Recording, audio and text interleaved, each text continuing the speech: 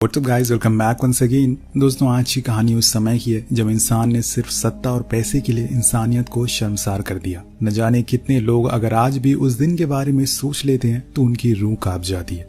कहानी की शुरुआत होती है, समय है दूसरे विश्व युद्ध का। हिटलर की क्रूरता अपनी चरम सीमा पर है।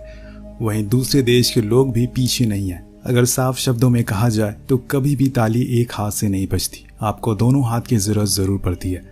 हेनरी नाम का लड़का अपने घर के लिए दूध लेने के लिए निकलता है। उसके चेहरे पर एक डर है, कहीं कुछ रास्ते में उसे हो न जाए, क्योंकि वो जिस जगह जा रहा है वहां आए दिन हमले होते रहते हैं। उधर दूसरी ओर हम कुछ आम लोगों को देखते हैं जो अच्छे घर के थे और इनकी 3 बेटियां आज शादी में जाने वाली है, जिसके लिए वो अपनी कार में बैठ जाती हैं और हंसी खुशी वहां से निकल जाती है। पर उसी समय हम आसमान में कुछ ब्रिटिश प्लेन को उड़ते हुए देखते हैं, जो इस कार को देख लेते हैं और उन्हें लगता है कि ये किसी जर्मन नागरिक की कार है। अब वो अंधाधुंध गोलियां बरसाना शुरू हो जाते हैं, जिसमें अंदर बैठे लोगों के न जाने कितने टुकड़े हो जाते हैं। और ये सब दूर से हेनरी देख रहा था।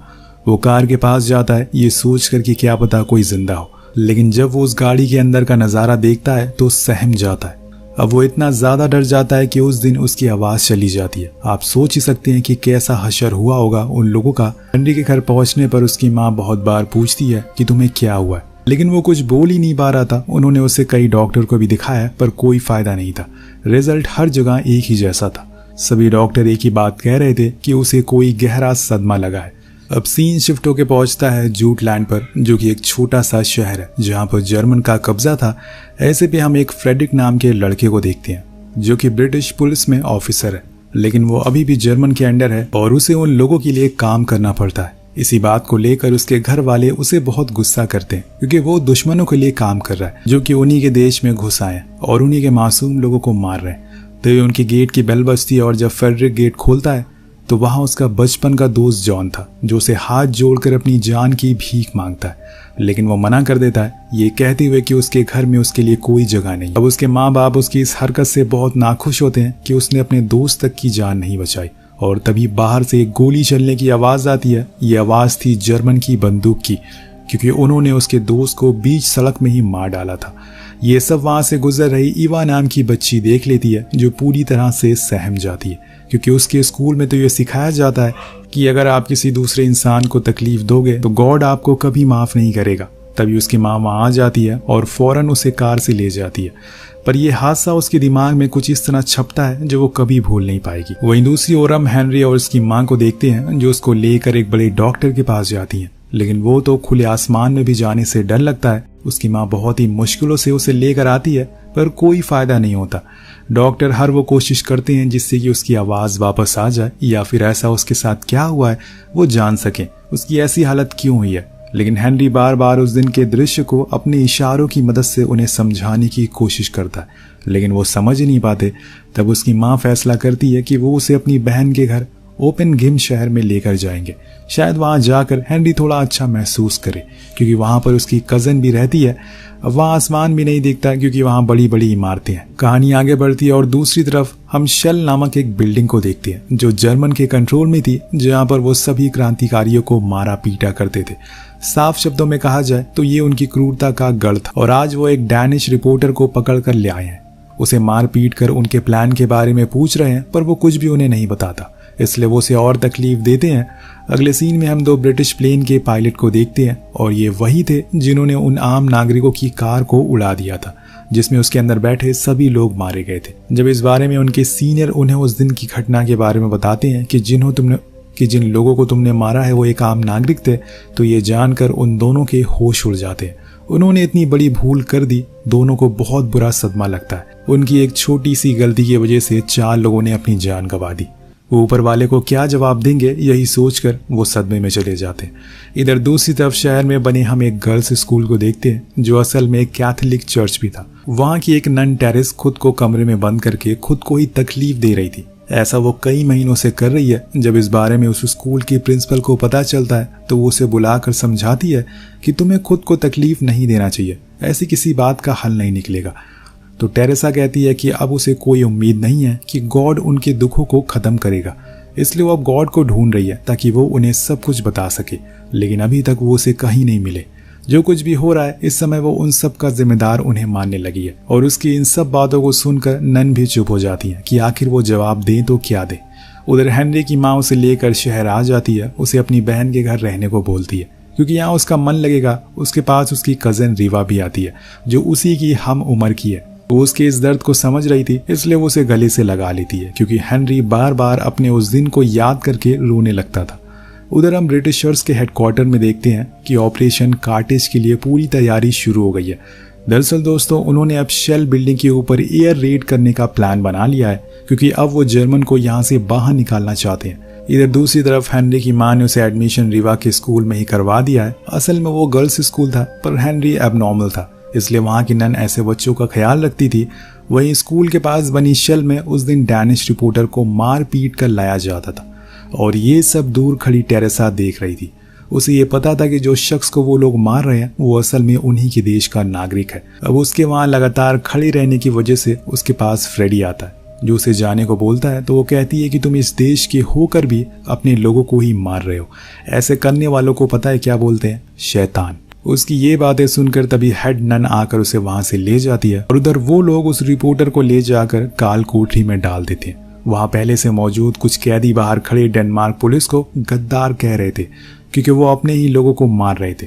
उन्हें इस बात का भी पता था कि जब एयर रेड होगी तो वो भी मारे जाएंगे, लेकिन उन्हें इस बात का कोई गम नहीं। वो चाहते थे कि बस उनका देश आजाद हो जाए किसी तरह से। अब देर रात टेरेसा बाहर घूम रही थी, तभी वहां फ्रेडी आता है और उसे स्कूल जाने को बोलता है। तो वो उसे किस कर लेती है और कहती है कि मैं तो गॉड को ढूंढ रही थी लेकिन वो शायद अभी सो रहे हैं। एक नन होकर भी मैंने तुम्हें किस कर ली, मेरे ऊपर तो कोई बिजली नहीं गिरी, मेरी मौत भी नहीं हुई। इसका मतलब ये हो सकता है कि शायद गॉड है ही नहीं।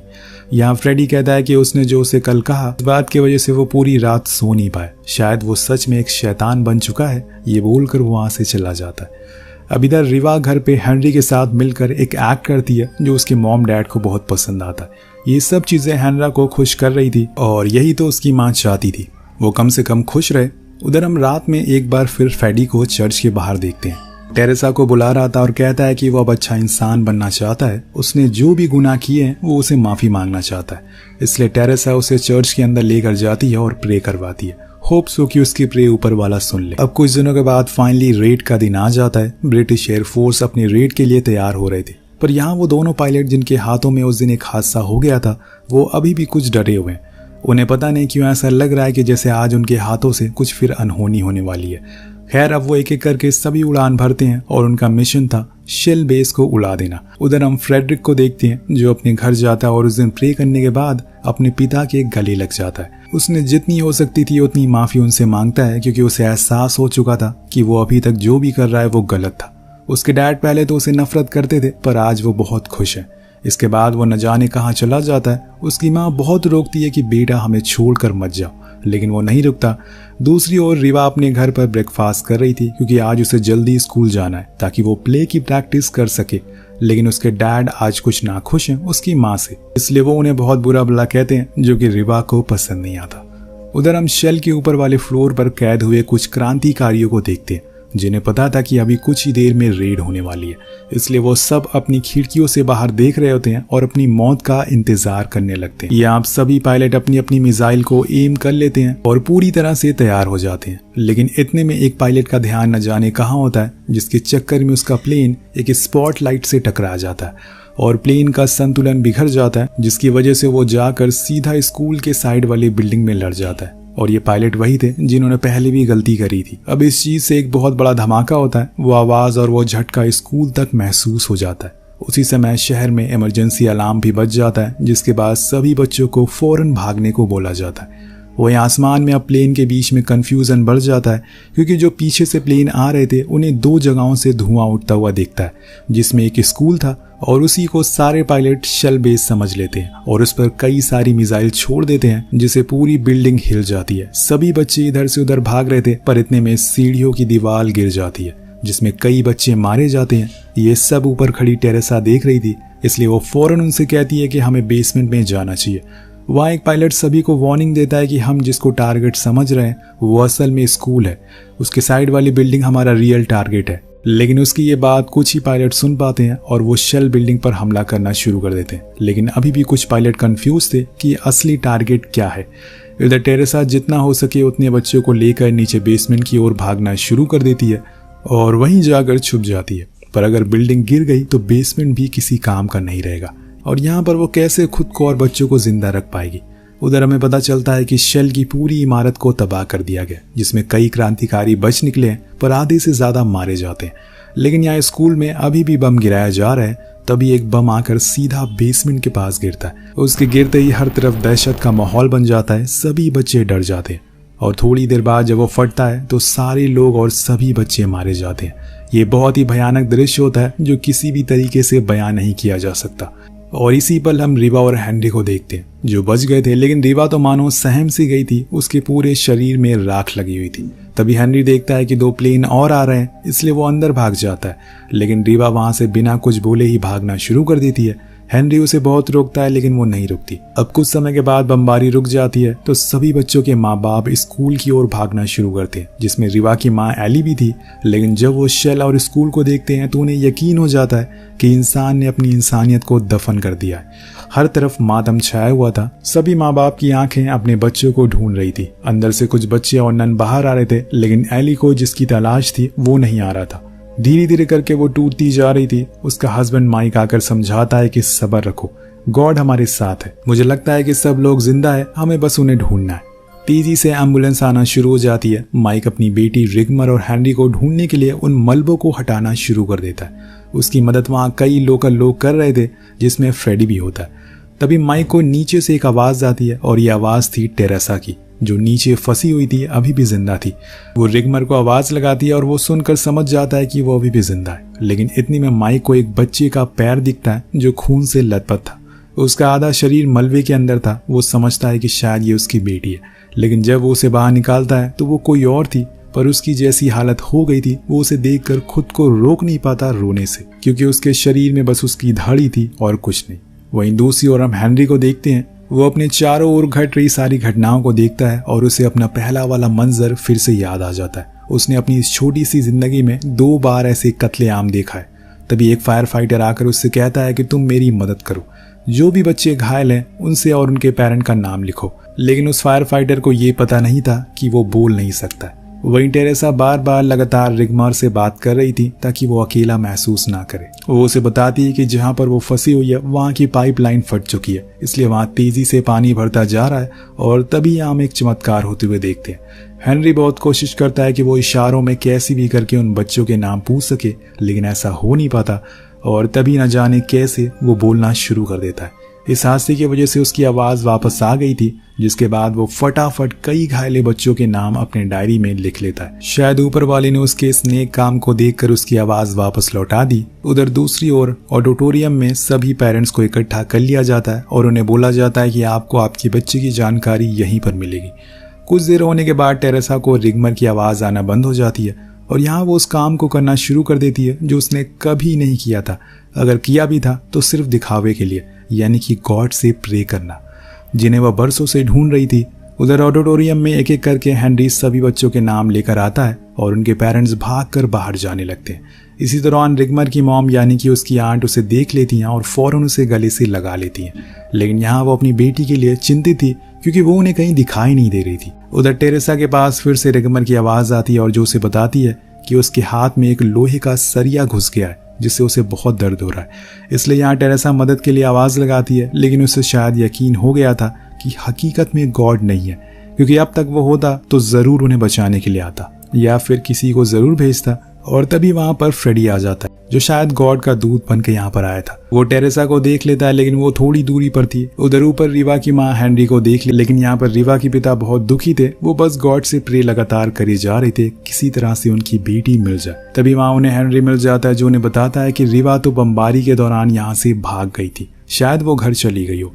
ये सुनकर रिवा की माँ घर की ओर भागना शुरू कर देती है। इधर हम देखते हैं कि बेसमेंट में मलबे में हलचल होना शुरू हो जाती है, जिसके कुछ देर बाद वो पूरा बेसमेंट ढह जाता है, जिसमें फ्रेडी और टेरेसा दोनों दबकर मारे जाते हैं और इनके प्यार की कहानी अधूरी रह जाती है, फ्रेडी ने पूरी कोशिश करी कि वो टेरेसा को बचा ले और अपनी गलती सुधार ले, लेकिन ऐसा हो नहीं पाया। दूसरी तरफ हम रीवा के माँ को देखते हैं जो तेजी से अपने घर की ओर भाग रही थी।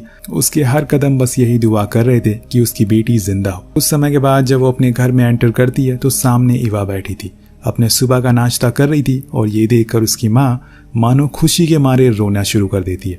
उनके लिए उनकी बेटी मर ही चुकी थी, लेकिन जब वो उसे जिंदा अपने सामने बैठा हुआ देखती है तो बहुत ज्यादा खुश होती है। और इसी के साथ ये कहानी यहीं खत्म हो जाती है। तो दोस्तों, एक पायलट की गलती की वजह से न जाने कितने माँ बाप ने अपने बच्चों को खो दिया और कितने परिवार उजड़ गए। इस कहानी को देखकर एक कहावत जरूर याद आती है कि जंग हमेशा तबाही लाती।